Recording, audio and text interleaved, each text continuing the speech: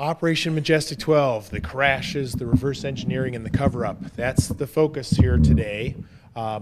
Just a quick show of hands. How many people have ever heard a talk about Majestic 12?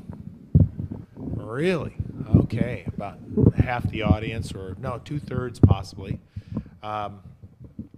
That's good. Hopefully we can add a few more tidbits of information that you haven't seen before and enhance your understanding of it. Where I think we're going to try to wrap up with some questions and allow you to get your questions in and talk about this.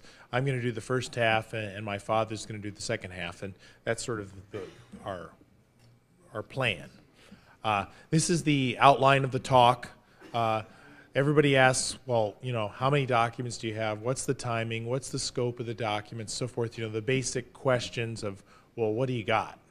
And we'll talk about that first. I'll talk about that. And then another key fact that people forget or don't perceive, more likely, is that there's a lot of activity before Roswell. And that's a critical thing to remember, is that this happened, it really got going, and the government got cranked up and motivated with Roswell and subsequently onward, but there was several crash retrievals and documents to support those before Roswell. And then talk a little bit, or I'll talk a little bit about the recovery process and the Special Operations Manual. That's the general outline. And then my father will talk about reverse engineering hints from the documents, directly from the documents, what's going on. And then talk about Colonel Corso's material a little bit, and the process and how you would manage this, and then go to the final closing discussion, the common question, well, how in the world can they keep the secrecy and the deception going? This is the core question that the man in the street asks all the time. I can't believe it. This stuff doesn't leak? And the answer is, well, it does leak, and it has leaked, but people don't pay enough attention to it. But he'll expand on those themes and concepts. So that's the core outline of what we're going to cover. The new material, most of the new material will be about the reverse engineering and the Corso material. So here are the sources. These are the sources since 1984. There's listed down here, you know, 6, but there are some multiples. But it started off when Jamie Shanderay got the Eisenhower briefing document that Stan Friedman did so much work about. These are sort of the top secret, the highest classification is on the right. So you got undeveloped film that was developed. We now are in the possession of the highest quality negatives because we purchased Bill Moore's file boxes. And he's sort of out of the field, but he gave up all his material, which is real exciting because we have now the negatives for the Eisenhower briefing document and get really good quality prints. Bill Moore was also the recipient in 1985 of the Aquarius documents, which were more controversial, a retyped executive briefing for Carter. And they're difficult to check because there's not a lot of details to check. But it's sort of a fascinating read and difficult to walk away with an overwhelming sense that this is authentic and real, because you just can't check enough things. And then Tim Cooper, TC is Tim Cooper, a Legionnaire. He was part of the American Legion in his town in Big Bear Lake, and he received some documents from a Legionnaire who gave it to him. And then I think as part of being in the American Legion, other people became aware of his interest in UFOs and filing Freedom of Information Act requests, and got involved and interested in Tim Cooper and helped him along and sent him stuff. The major trove of material, some of the most interesting stuff came from Thomas Cantwell, Cantwell, there's no one in the phone book like that, a gentleman believed to be part of the Interplanetary Phenomenon Unit and Counterintelligence Corps, and worked since 1941, or actually 1942, when Marshall set up the Interplanetary Phenomenon Unit. And of late, we have one source that retired from the Interplanetary Phenomenon Unit, lives in New Mexico, and claims he worked at it, retired like 3 or 4 years ago. And he went to work at the National Reconnaissance Office. He in Chantilly, Virginia. He drove his car there and went to work at that facility in a small group called the Interplanetary Phenomenon Unit. These are some of the more documents, different mailbox drops, pages. You see the page counts get fairly large. This big one with 3,000 pages is a lot of secret or unclassified material that's just sort of come out of a file drawer. And if you go to majesticdocuments.com, you can look and see titles for all those things. You may not be able to click on them and read them because I haven't scanned the PDF, but if you go to the sources page on majesticdocuments.com, you can look through, and if there's something specific or exciting that you want to read, write me an email, and I'll go scan it and post it for you. It's sort of background material, but it's all obscure, Life magazine articles that are 20 years old and stuff like that. Again, these are the sort of the quick summary of all these sources and the documents. Maybe I'll draw your attention to one of the more interesting ones, the Bowen manuscript down near the bottom. People think we only have photocopies. No. We have originals. Originals on onion skin, paper, and ink. Forensics can be accomplished. People ask, well, why Tim Cooper? What's so darn special about Tim Cooper? And he started making these FOIA requests in '88, and I think that he was one of the first people to recognize down in a very specific way which sections of the Atomic Energy Commissions and which sections of the Armed Forces Special Weapons Project. He was getting surgical, and the declassifiers, they were looking at the paper, that were sympathetic to the cause, chose to release it to him, either because he was the first or that they were just sympathetic and started mailing him things. Now the other thing that's very interesting is his father, Harry B. Cooper, who passed away, maybe 4 years ago or 5 years ago. He was involved in the United States UFO program, or UFO program, and there's a picture of his accommodation, which we'll show a little later. This is how many of them arrived. They're just mailed, postmarks. This one happens to be in McLean, Virginia. And Tim would sign the front of them and so forth. Sometimes they were stuffed in the mail, sometimes they were in his mailbox, sometimes Thomas Cantwell hand-delivered them to him. This happens to be an example of the mailing process. And this is highly annoying that it keeps drifting down. I think that's better. It's a little more in my face, but hey, I'm sort of hoarse after the weekend. Hey, anybody else hoarse? No, no. It's just, so much communication going on. But this is an example of the mailbox, or the envelope, or the small green box that was mailed from La Crosse, Wisconsin to Don Berliner, that it contained the undeveloped roles of the Special Operations Manual. And that's significant in that we try to investigate the provenance too of where the Special Operations Manual came from, and we further track down the Quillen pharmacy, track down the pharmacist, and ultimately one of our researchers held the original in his hands. He was not allowed to take a copy of the page to have it forensically analyzed, but he held it in his hands, flipped through it, looked like it was old and real. And so that's the best we can do now, right now, without an FBI agent. If you have an FBI agent, you could say, hey, where did you get it? You're violating the law, it's classified, etc. But then somebody has to declare that they lost it, which is part of the problem. The FBI agent can get the manual, and then walk around and ask various agencies, did you lose this out of your vault? We're charged with protecting secrets, and nobody will admit that they lost it out of the vault, because then they'd have to admit they're in charge of the program. So at least that's my speculation. So it's a very complicated situation. Well, so we looked at the authenticity of lots of these different documents, and that's what we sort of specialize in. And it's the usual stuff: paper and ink, try to figure out where it is, look at the more subtle things of content and chronology and so forth. And that's where we're headed, or that's where we go and focus on.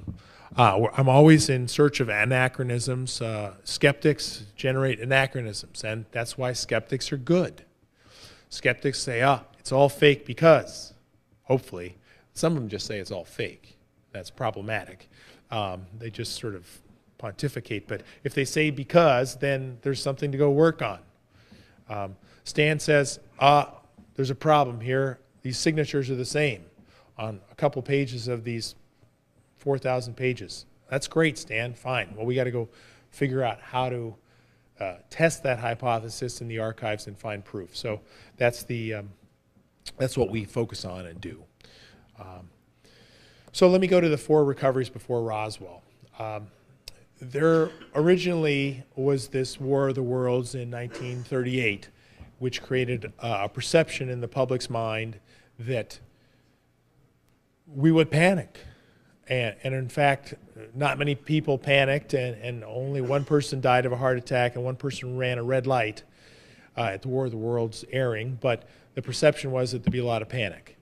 And that's one of the reasons why they kept it secret. But the first crash that we have evidence on happened in 1941, and that's really where the Cape Girardeau event started.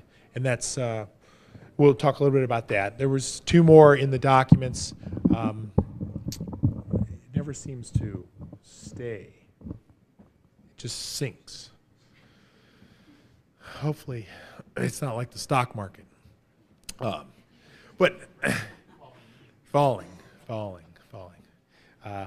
A couple in the LA air raid, people don't understand that. One in the ocean, one in the San Bernardino Mountains, one in the spring of '47, not quite clear where, and then 2 or 3, possibly, depending upon your interpretation of the documents, that happened in the Roswell time frame.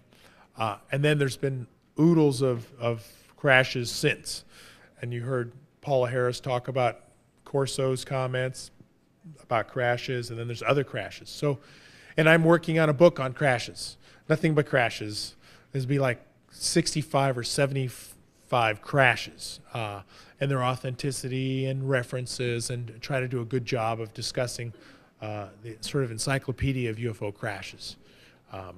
That's never been done before, and it needs to be done. The Cape Girardeau event, these are some of the information sources that I use. Charlotte Mann is the key witness, the granddaughter of Reverend Huffman, who was called to provide blessings to the bodies in Cape Girardeau, Missouri in 1941, and he was the reverend at the Red Star Baptist Church. And then we looked at public documents, leaked documents, archives. I used several intuitives or remote viewers on the target, and many people have contributed to the research around Cape Girardeau, and it's evidence. The other key thing is that it's in the documents, or sort of in the documents. This conclusion was reached as a result of comparison with the artifacts blank from the discovery in 1941. And we think that that's from the Missouri event. Yeah, the other thing I might mention is that you notice the alphabet soup here of names. Air Material Command, Armed Forces Special Weapons, Nuclear Energy for the Propulsion of Aircraft, Atomic Energy Commission, Office of Naval Research, Joint Research and Development Board, RAND. I mean, all these people were studying the exhibits recovered from Roswell. So to find the evidence, you need to go to all those different archival locations and try to get to those documents. And that's the challenge with dealing with some of this, is that it's spread out all over the place. Sort of a quick story of the event. I sort of gave you the evidence. You know, he was called to the site, blesses the bodies. They were all dead. Saw some hieroglyphics inside the craft and so forth, and then sworn to secrecy, and it all carted away. It was probably one of the early test cases and models for how the Roswell thing was handled, and that the people, they used this as an early training exercise probably. So the other document that really talks about this is the Project White Hot report, which is in the Majestic document series. And it says, even the recovery case of 1941 did not create a unified, intelligent effort to exploit possible technological gains, with the exception of the Manhattan Project. So we know that it went in part to the Manhattan Project, and they lamented the fact that they couldn't take advantage of it. And that's probably because they didn't have enough money, enough presidential involvement, enough black budget, although I'm not sure they had black budget back then. They probably had real budget. Well, it's all real money. But anyway, that's the sort of situation. This is an example of the exact text as you see it show up. And then there's this other chart is sort of out of place from the other text that I read to you. It says artifacts from the Missouri discovery of 1941. That language fits nicely into that area. It's not conclusive, but suggestive. So why believe this crash? We got a good deathbed confession of Flo Huffman to the granddaughter Charlotte Mann. We've got multiple second-hand witnesses. I now have 4 witnesses that are second-hand. I heard a story like that in Cape Girardeau, Missouri. We've got some credible military documents, and there's no evidence to really dismiss the case. So I'm confident that this is one of those crash retrievals that's pretty good, and that it's not as good as Roswell, where you have many more witnesses and documents, but it's getting up there as far as quality goes. The other pre-Roswell event is we have all this Los Angeles air raid, where shots were fired. Many people have seen this before. And then we have a leaked document where Marshall sets up the Interplanetary Phenomenon Unit, the IPU, and says, I've issued orders to the Army G2 that a special intelligence unit be created to further investigate this phenomenon. And that's the Interplanetary Phenomenon Unit, part of the Counterintelligence Corps, and is in the technical and scientific branch of the Counterintelligence Corps. And this is an example of the document right here, which you sort of see the smudged crease of the carbon on the left. And it mentions one salvaged by the Navy. All the inter-service rivalries are going on. The Navy wants a piece, the Army wants a piece. They all want to do their own thing because they know it's so incredibly important. And I guess also of note, it mentions aerial phenomenon since 1987. Many people should recognize that as the 1897. That's a mistake, right? That's the Aurora crash in Aurora, Texas. And this is what the text looks like.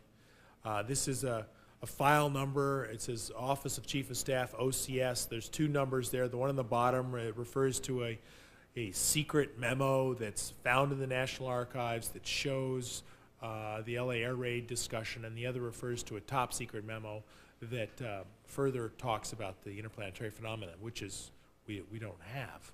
Or it's really this memo's number. Not clear whether that's referring to other numbers or that's the number for this memo. So why it's authentic? It's got the right filing. It's got some unique wording. You look at language for authenticity, and this sounds like Marshall in his writing. Mystery airplanes are not, in fact, earthly. All probability, they're of interplanetary origin. So it's the correct sort of language of the time. You don't see him talking about UFOs or flying saucers. All those things came later. So these are the leaked documents that support the crashes. We didn't really talk about the Einstein-Oppenheimer one, which is sort of in the middle, but it's it's in the Majestic Documents book, and it's a very interesting read in that it answers a series of tough questions like, well, what happens when they come here and try to colonize? Or they're sort of deep Einsteinian questions, if you can pardon the term. And it's worth a read to either from the website or by getting the document set. And then the FDR Non-Terrestrial Science and Technology Committee memo, which is also a very interesting report. And there's others. So there's lots of other documents to support these 4 crashes. This is the Non-Terrestrial Science and Technology, stamped double top secret. And it says, you know, you got to win the war first. I can't give you any money yet. I got other missions or other problems to solve. And it's sort of what you expect. And then it's authentic because it has this rare double top secret stamp, but you know, it's a photocopy. You know, you got pluses and minuses on every document, and so you have to look at the situation document by document, paragraph by paragraph or page by page, and try to determine whether or not you're seeing the truth or deception. But you can also step back and say, you know, there's no deception here at all, because it would simply attract a massive amount of foreign espionage to penetrate the Manhattan Project and to penetrate our alien secrets back then as well as today. I mean, if I'm the KGB commander, I want to have 4 or 5 human int people inside Area 51 spying on our technology. That would be my mission. And the Chinese too, and on and on. So it's just logical that they do that. This is the Einstein letter. It's the first one to mention extraterrestrial biological entities. And it's authentic for a variety of reasons. One of the ones that we're starting to dig into and spend more time with is the idea of forensic linguistics. And forensic linguistics is where you look at the language of the person. You look at the forensic linguistics and the language, the clausing, the noun usage, the various fingerprinting of a person's writing, so you can end up proving that it's really Einstein writing rather than Oppenheimer or Tim Cooper or you know, President Bush. And provided you can get the originals and stay right on point, you can get a clear handle on who wrote this. And this is a very emerging field. There's only one journal, peer-reviewed journal in the entire world. It's not published in the U.S. And there's only a couple of experts in the world. And, well, one of them works at the FBI and the other works at the Department of Justice. And then there's some foreign ones. But it's a very fascinating area, and hope to be able to report back in a couple of years that we've looked at all the various documents and analyzed the forensic linguistics and concluded that, you know, there's one chance in 10,000 that this is actually not the writing of Einstein. So people ask, well, who's in charge? You know, and this is our sort of list of who would be in charge when. I really won't go through that. Scientific progress is the essential strategy, and this is Bush, and this is the essential strategy today. You know, it's key to the security of our nation. We got to be able to protect our skies from the enemies. It offers the potential of better health and more jobs and better standard of living and cultural progress and so forth if they'd only tell the truth and offer up the technology in a public way. Right now they're doing it in a very private way, and it's very slow. And that's the, I'm sure there are some technologies that have been reverse engineered, and my father will talk about that. And they're making slow progress. Controlled progress, rather than unleashing the 10 million scientific engineers of the world on the problems. So that's really the scientific hubris that's going on today, and the great crime in my mind. So this is the next talk is about the recovery process, and I'll go through this pretty quickly. How many people are familiar with the Special Operations Manual? Okay, not that many people, but we'll try to go through it. This is the Special Operations Manual, sort of replicas and originals that you can see out there. It's got a bunch of neat attributes. It uses the War Department logo at the time. It's got it's imprinted with MJ12. So it is an operations manual of how to pack it up and move it around and so forth.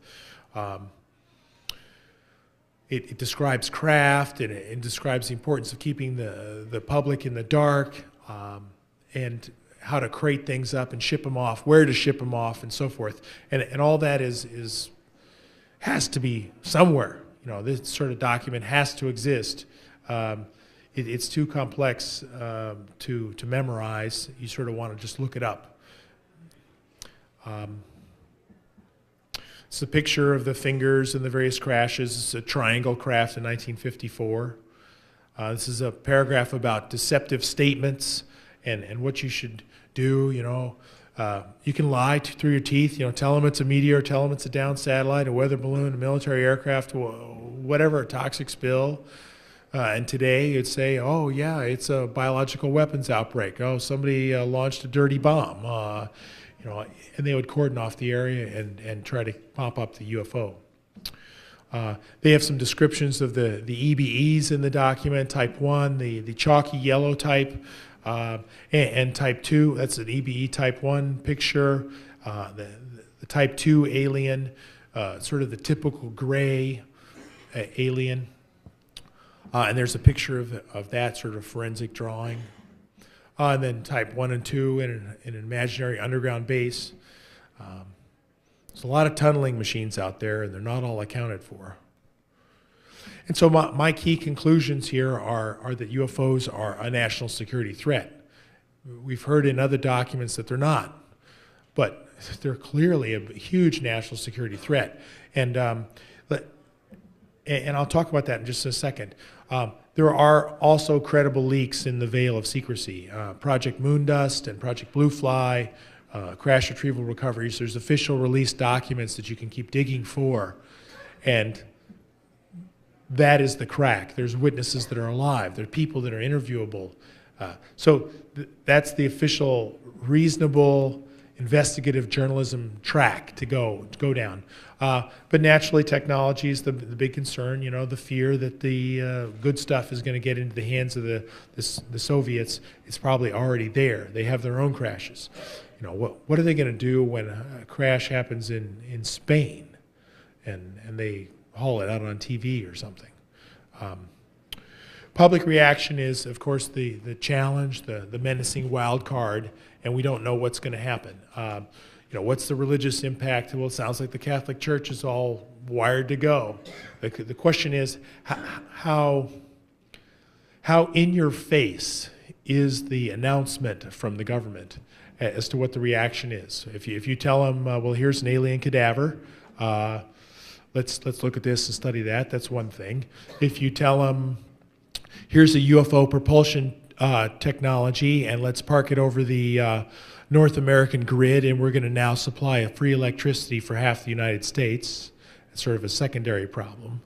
And then the third sort of problem is that if you would really tell them the whole truth and nothing but the truth, so help you God, you might have to tell them, well, you know, by the way, Jesus is an alien, and we've been reverse bred through genetic manipulation for thousands of years, and you're really our children, so shut up and be quiet and do what we say.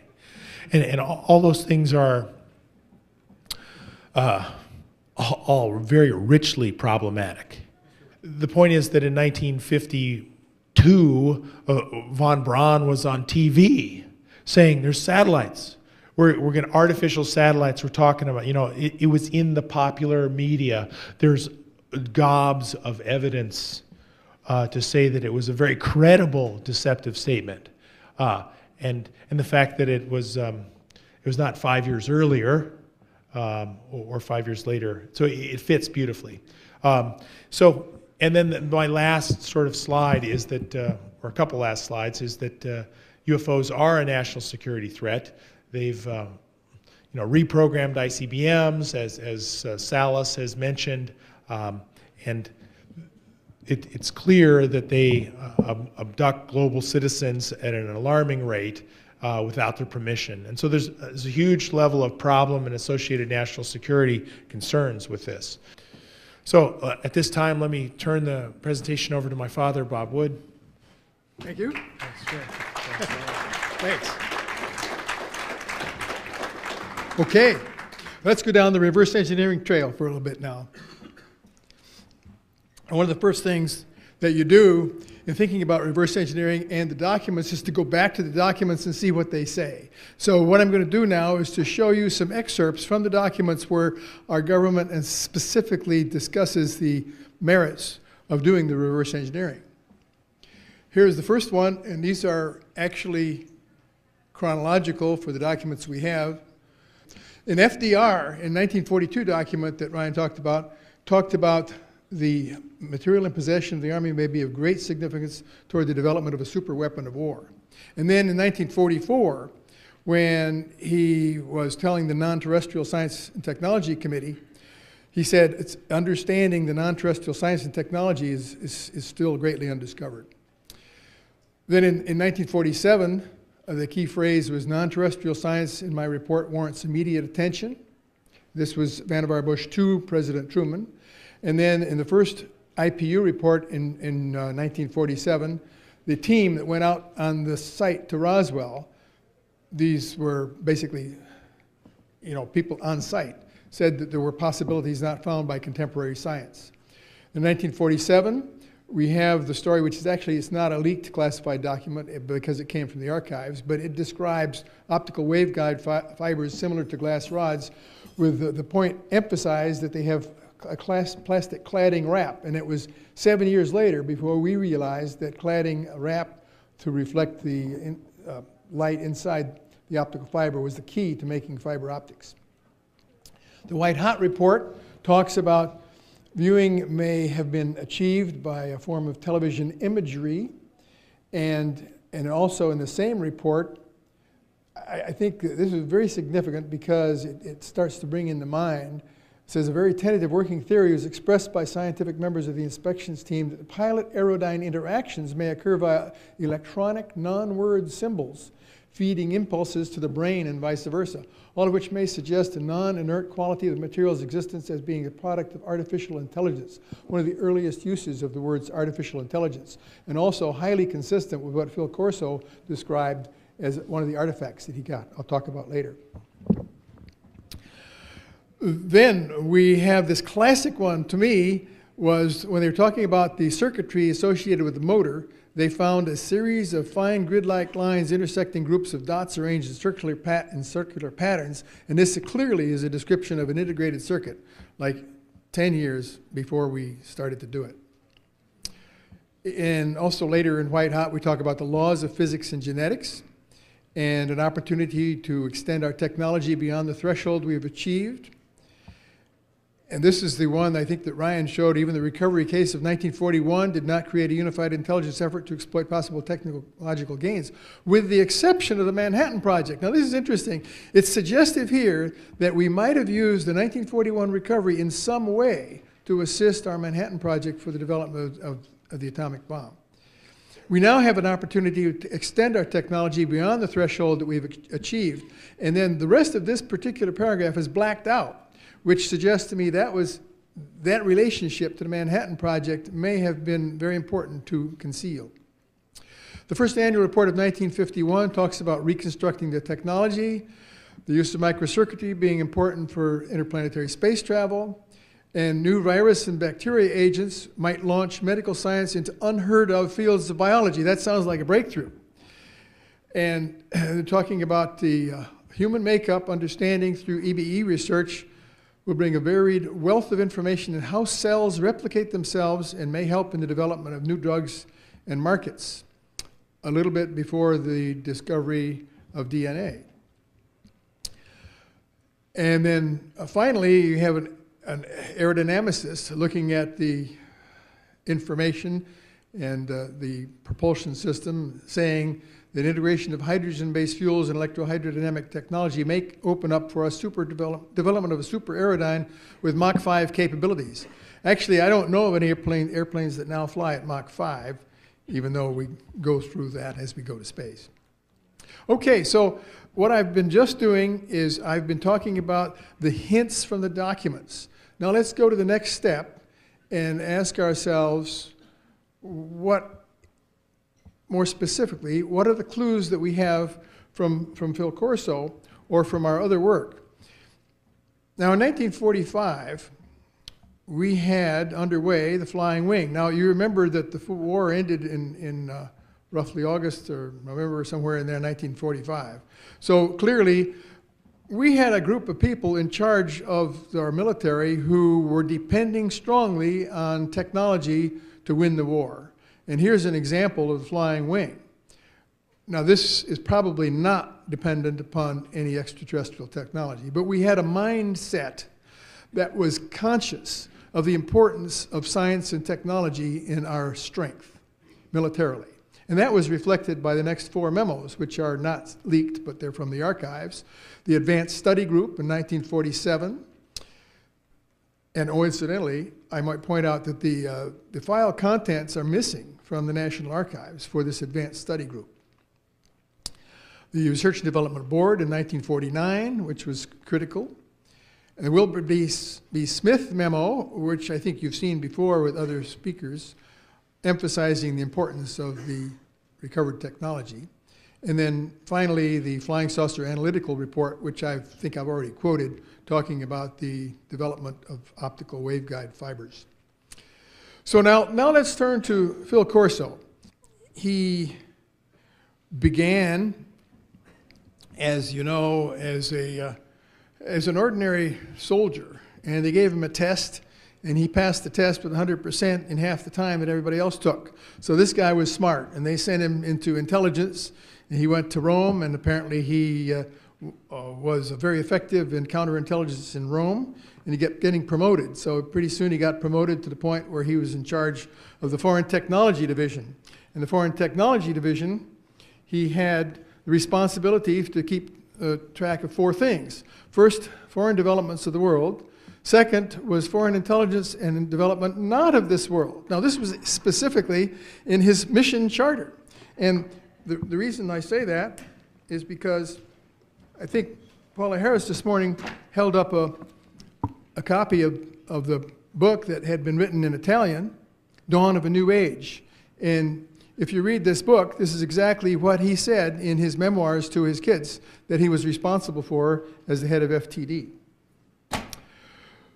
He also did other things that were more routine, interim project officer on selected R&D projects such as BMD and that sort of thing, and then worry about guerrilla warfare.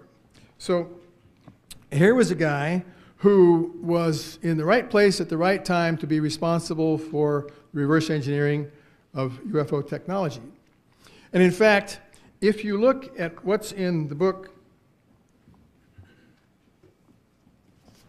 The Day After Roswell, which was published William Burns, and is based on the book I just held up, Dawn of a New Age, you'll find that it says he was responsible for the development or seeing artifacts, glass-like wires, microelectronic circuitry, eyepieces as thick as skin, silvery gray swatch of cloth, which was presumably the beginning of Kevlar, a stubby flashlight with a red dot on the wall, and headband.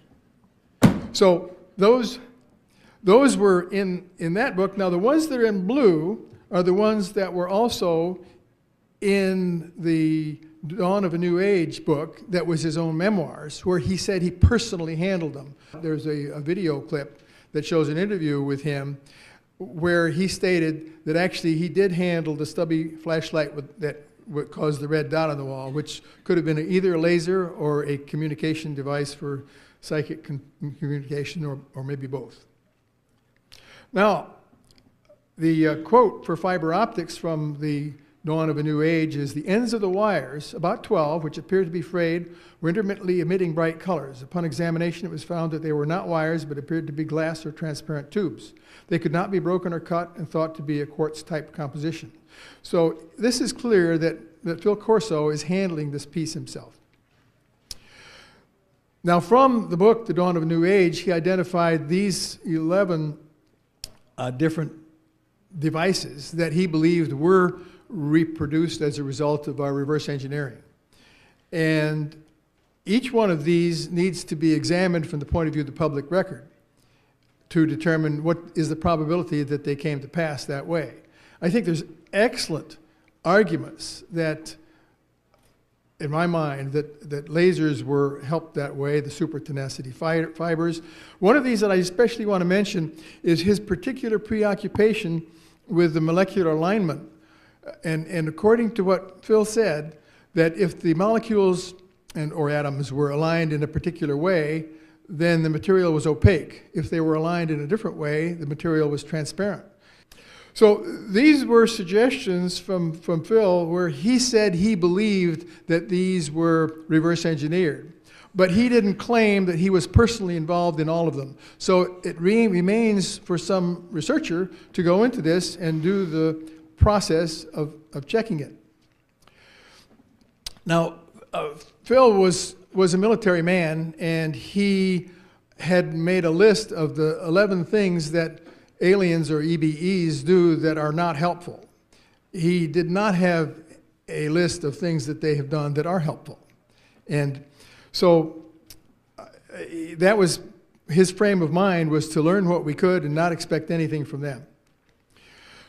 Now, if you want to decide how are you going to go about the steps in reverse engineering, what you have to do is to remember that all along, ever since World War II, and maybe even during World War II, if an enemy fighter pilot flies a plane in like a MiG to this country, what we do is we send it to the Foreign Technology Division, we take it apart, and we send out the parts on a classified basis to the appropriate person, like IBM for a computer, for example, and ask them, what is it, how does it work, and that sort of thing. So that process is already in place, and it's easy to imagine that that process already in place could be used for handling classified parts. So what you do then is you get the part, if you're on the recovery team, and you get the part and you classify it according to the instructions in the Special Operations Manual that Ryan described. And you ship it to the right location, Area 51, perhaps, if it's propulsion. You identify the disciplines that are involved. You match it up with the cleared contractors. You set up a classified meeting, and Corso did that at least once. Take them apart. Ask them, how does it work? How much would you charge to make it? And then proceed down the contract process by discussing the schedule and the scope. And then as the knowledge emerges as to how the product might work, you begin to plan the patent process. You tell the contractor, say, hey, if you do this for us on a top secret basis, we'll let you in a few years have a patent, and so then we can have the benefit of that commercially. So you strategize the process of publication in the open literature, provide some controls, make sure the contract relationships are all secret, and then you go into the process of using the product for military use for a few years before it is available to the public. Now the question is, how do you prove that? And one way to prove that is shown here. This is sort of the beginnings of a potential paper that I could conceivably write after I've done some real work. But as far as I know, nobody has written down this process and actually applied it to any specific development or invention, like the transistor. Although one researcher, his first name is Marcel, has actually thought this through and gone back to some of the unclassified documents. So what you do is you begin by thinking about, well, what is it you want to look for in the literature? You find the first reference, you read the literature, you understand the principles, you make a table of the authors, and then you correlate the names of those authors with who they worked for, which government agency, if they did, which university, or which contractor, and then try to go back and get records from the universities or the contractors of a relationship that they had that might have flowed money in. So that's the way you'd go about it. And once you got one that was pretty tight, then you could present that and say, yeah, I believe I have evidence that the microelectronics did not come out of nowhere, that there was a trail leaking back to the 1947 description.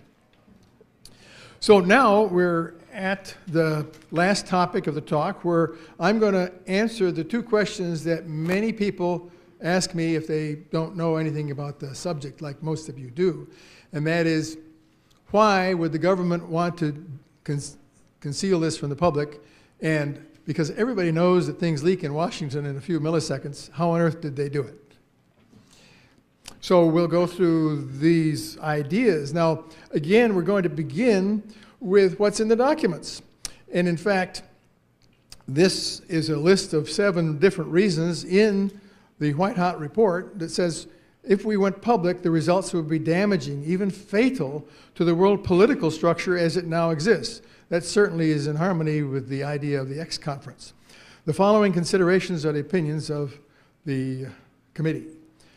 And I'm going to read each of these in their entirety because the subtlety of the language in the entirety is in the next 7 charts.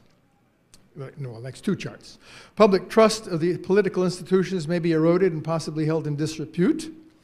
A complete revisioning may take place among institutions of higher learning, thus calling into question the certainty of scientific knowledge.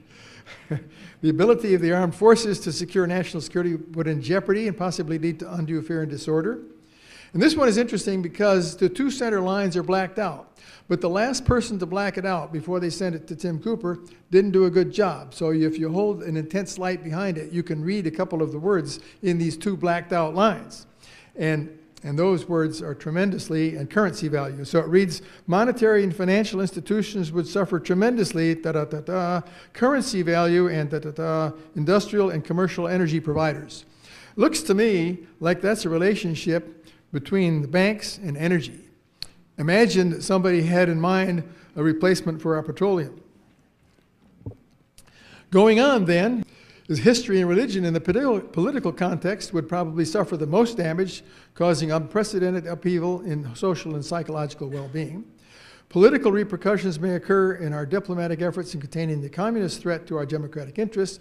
And finally, I thought this last one was really neat because you remember Harry Truman was a Democrat, so the Democrats were in, the Republicans were not. If such an announcement were made by the current administration, it could be perceived by the opposing party as a trick, laying open to accusations of unethical posturing and manipulating of the public's mind. So there you have what they thought in 1947. Well, what do we think today? This is what I think. And I think that people like Grant Cameron, who've been thinking about this a lot, and in fact many of the speakers, have their own list of why the public is deceived. But I like to, because I think most people can't think of more than 3 or 4 things, or maybe 5 at once, I've put these into 4 categories, and they are shown here. First point is the dominant reason for keeping this secret is to control the technology. That's where it started, that's where it was in the beginning, and that's where it is today. We wanted to keep it secret from the Nazis, then we wanted to keep it secret from the Russians, and we wanted to keep it secret from Saddam Hussein. And there's no change in that, and they still wanted to keep the technology secret.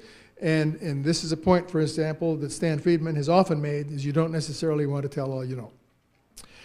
The second point, however, is to prevent panic. And they feel, rightly or wrongly, there might be panic just because of fear of the ETs, but more importantly, probably panic because of the religious upsets, and certainly panic if we find the stock market gets a surprise. They don't like surprises. The third reason is to avoid prison terms, because the people who are in charge of the program, if they think about it, they realize that they've been violating the law or violating the Constitution, or both. I mean, ranging all the way from the hoods who threaten to kill people and leave their bones in the sand, like that was done in 1947, to presidents who, for example, may have signed aliens to let the tall whites actually have their base here. Because as you remember, a president is supposed to have the 2/3 majority of the Senate approval before making a treaty. It's likely, in my mind, that Eisenhower never got that. And finally, we need to conceal our ability, in some cases our ineptitude, to protect our airspace, to prevent cattle mutilations, to understand the technology, to explain why they're here or where they're from, and of course to prevent abductions, which also could work back into the panic aspect. Abductions are explained here. You don't understand? I haven't even seen Europe yet. Here's one of the funnier abductions. You talk to people like Melinda, you'll find you get a different story. So now, imagine for a moment that somewhere there is in some underground base the MJ-12 committee meeting, and they have a whiteboard there, and this whiteboard they draw a vertical line. On the left of the line, they put the reasons why we should tell the public, disclosure. On the right side of the board, they put the reasons why we shouldn't tell the public. And so, we'll tell you what that board says right now. It says that here's why we want to keep it secret. First, we don't want to go to jail. Second, you know, there might be some genuine negative reactions to planchal or pedicle, just like we discussed. You know, and another one, we might want to tell the public how effectively we've kept this under wraps for 60 years. They might wonder what else we've been keeping under wraps, such as JFK assassination or 9/11 subtleties. We might have a stable standoff with the ETs even though we can't prevent the abductions. We won't be getting a lot of high technology from them, and we need it to retain control over the bad guys, like I just said. You know, that's a legitimate one. The religious backfire might be quite substantial, and it's really unknown. Or there might be a clear and present danger from one of the many alien races who interact with us all the time. So now on the other side of the board, you've got why continued secrecy is a bad idea. The price of secrecy has been illegal, unethical. It's kind of a cosmic Watergate, to use Stan's phrase. The secret programs are out of our democratic processes. We're paying for them in taxes. The courts haven't had an opportunity to review them, except maybe in secret, and that really troubles me. With more minds on a problem, we're likely to find more solutions. I think this is the point that Ryan has made very strongly and very effectively. And we won't have any panic. We're already adjusted to EDs. And furthermore, it's not a secret anyway to those who've been abducted, who've seen UFOs at close range and who are on the project. And that may turn out to be 10% of the people. And so the question is, when do we all start to laugh at the emperor's new clothes? Well, so you have these two sides of the whiteboard in some underground facility. And the next question, however, I don't know which way they're going to vote, but so far today they voted to keep it secret. But how did they keep it secret? And the answer is lots of ways. And here's 4 ways they kept it secret, 4 classes of ways. First, the black project security. They just used the existing black projects. You know, when you begin a black project by signing a piece of paper, which you never get to keep, that says, yeah, I understand if I talk about it for $5,000 or 5 years, that's a problem. However, most of us are loyal, and we don't ever blurb to anybody, and so we have national pride. Everything we do is compartmentalized, and so we really only know part of the story, and each of the compartment has a cover story anyway. If you really start to talk about it, then you get threats of loss of pension, threats of harm, and of course, ultimately you get assassinated, if you're important enough.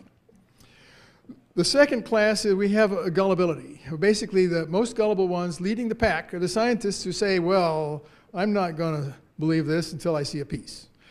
And so they have no clue that we have a security system in this country which is really good. That is, military intelligence is not an oxymoron. They're very, very good, and they've got all these parts properly classified. The media think they're rarely fooled, and yet they're fooled every day. They're being fooled today. Military are following the orders, and that's, in a way, that's good. Military are trained to follow orders, and the public believe the media. So there's a second class, it's the gullibility. The third class is the operations that they use to actually do the recoveries, and as Ryan has said, we're talking crash retrievals, and Leonard Stringfield had 80 different cases, and I think it's probably, we've had 50 or so. that are genuine. And during these operations, we have black windows. There's no talking amongst the people. Each person's got their own assignment. They're isolated. They're redeployed afterwards. If they're in the military, they're brainwashed. If they're not, they do the signing. And we use biological and nuclear signage deceptively to keep the ordinary public away from these sites. And then finally, my concluding set of thoughts is on the psychological operations. And there's a dozen different ways we keep it secret. First, we suppress the pilot reports from the media, and of course, those of you who went to the pilot panel know how that's done. We denigrate the witness testimony by saying, how many beers did you have? We play up the skeptical views by finding somebody from the Committee for the Scientific Investigation of the Claims of the Paranormal, typically a guy who's got a PhD who doesn't know squat about the subject, but is able to make it sound like he does. We give false press releases, and there's a good record of those. You saw those from Dolan's talk. We use slanted words, such as if those of you who saw the Peter Jennings UFO show would have counted the number of times that he used the word myth, belief, cult, and claim, thereby putting a spin on the story even before you hear it. We use checkout counter magazines for the occasional true report. And many people don't know that the National Enquirer was actually owned and controlled by the CIA for a while. And you know, the National Enquirer's reputation for authenticity and accuracy is not very high. So if you plant a UFO report in there occasionally, why you leave the public with the impression that UFO reports are just like who was sleeping with who in Hollywood. We relegate UFOs to a new age in libraries. They were able to get that changed a couple decades ago so that the publisher system is if you have a book on UFOs, it goes in the new age category, and you have to find your UFO book right alongside the tarot cards. We control daily what goes on in the news with a special 7 a.m. Eastern Time meeting of what the non-subjects are for the day. And every so often in officer training, they expose the officers in training to genuine video of a crash retrieval with parts and the bodies and so forth. And then they monitor each one of the individuals to see who they call up and who they tell over the years. The archives are penetrated by counterintelligence. That's obviously the first place you'd go, is to make sure that there's nothing in UFOs you can get by a FOIA request. Systematically destroy the records as evidenced by the Marshal's desk calendar, the Roswell Army Airfield missing files, and the Library of Congress Manuscript Division Twining calendar, all of which are missing. And then finally, occasional leak of fakes, as Steve Bassett said at the very beginning, to try to confuse Ryan and me. But we hope we don't get confused. I assure you, madam, if any such creatures as you describe really existed, we would be the first to know about it. Now, this cartoon actually captures the subtlety of this whole topic beautifully in my mind. You don't really know who's on the phone at the other end. You don't know whether the aliens are part of the process. You don't know whether our government is really in control or not. And so these are important questions.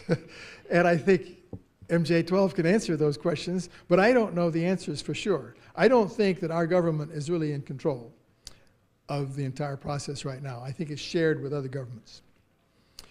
And so I have a bonus slide here that is just a special bonus in case we have time. Do we have time for another 2 minutes or so? Yeah. Okay. A third question that I sometimes get, besides why do they keep it secret and how did they keep it secret for so long, is why don't they just land on the White House lawn? And this is a set of answers that I would say. In the first place, you got to remember that they is more than one civilization. We've already heard about two specifically in the last 2 days, and I think Paula said that Clifford Stone said there were 50. So my working number is like 6, a half a dozen, and I'd say of those 6, 1 or 2 of them are not good, as they are doing the abductions and the genetic hybridization, crossbreeding, but the others may be friendly and may be okay. But in any case, when they try to get friendly, like land on the White House lawn, we shoot them down, we try to shoot them down, such as we did in July 1952. So why would you go back if you get shot at regularly? So we have a non-interference policy. They have a non-interference policy that is really developed by Captain Kirk, of course, on Star Trek. It's pretty sound. Makes a lot of sense, especially if you don't really need to land on the White House lawn to find out everything you know. You need to know, because you can just listen to the radio and the TV, and if you're in doubt, why, you can just do abductee brain scans and find out whatever else you couldn't get off TV. And finally, it's possible that they've already made covert arrangements with governments, and I didn't know that this was very likely to be true until I heard Charles Hall's talk yesterday. And that very impressive to me, and the fact that Paula believes that she's got some confirmation of this from another source. I'd say, yeah, I think one of those presidents did make a deal. The president probably knew, I'd say, at that time. So my conclusion is that there's several alien species over the years. I don't know whether it's 6 or 60. We've kept the crash recoveries effectively secret using deception, very effectively. They can be kept. Leaks are expected and managed. You know, that's the point I didn't make, is that they've always expected to have some people leak. But they have a way of controlling and managing that process in the public so that it doesn't make the Washington Post or the New York Times that we're having this meeting here this weekend. Good and bad are not always clear. I used to think that all the guys who were keeping the secrets and the MJ-12 people were bad guys. But, you know, I'm not sure they were. I think when Vannevar Bush went to Truman and said, you know, I think that the standard of living of our country will be improved if we figure out how these work, we can apply it to better health, I think that's still possibly true. So I think that reverse engineering should go on and we should use it to our advantage. But I don't think we should be keeping secret most of the things that we all believe we know, namely that we are being visited regularly by aliens. Some of the smartest men are involved in the management. The budget's easily buried. I think that was pointed out several times. Some of our technology may track to UFOs, and frankly, this is where I'd like to go with the next challenge of my own personal post-work career. I mean, I'm not being paid for this, but I'm enjoying it. And I think the federal government does have the right to conduct secret constitutional tests at Area 51, as long as they're constitutional. But if they're not constitutional, then there's a problem. But I think, as Steve said at the very beginning, that it's possible we're really near an energy breakthrough. And if we knew how to get energy from a vacuum, we would then be able to make potable water out of seawater. We'd be able to, in principle, put a small generator in every village in the world, and maybe instead of fighting each other and killing people, why we would get on with a society that was more harmonious.